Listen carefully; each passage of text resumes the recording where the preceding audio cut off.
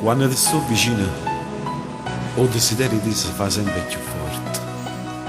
Volessi avere un figlio a te. Ma sei pazzo? Non siamo nemmeno sposati. Anche se lo desidero tanto, ma so aspettare. Ma tu, perché tutta questa fretta?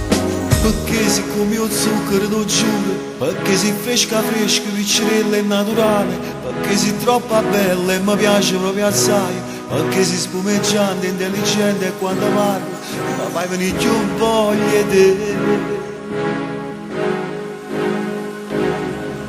Perché sei una castagna che si ammonda, perché sei delicata, sei una rosa appena nata, e tiene una faccella che è tutto un programma, perché tu sei un traguardo in coppa cima in una montagna e io con te faccio la saglia.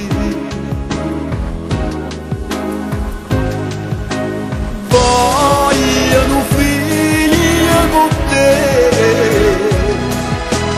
fammi sto bello regalo, metteci fiocchi celeste, che quando la rave mi sente impazzire. Voglio un figlio con te, con tutto amore che tiene, andare uscire un campione, e perché che io voglio un figlio con te, perché sei semplicissimo e importante, perché per me tu sei una luce a luce in scuro, sei come una sorgente fredda fredda e trasparente, perché sei qualche cosa che si cerca tanto tempo e non si trova mai.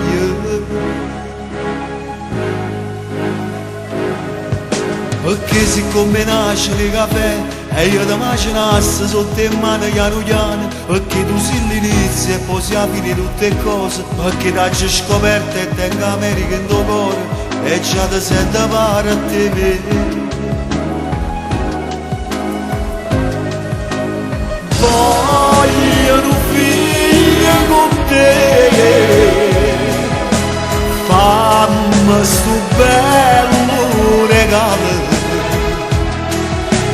metteci fiocchi celeste, che quando la rave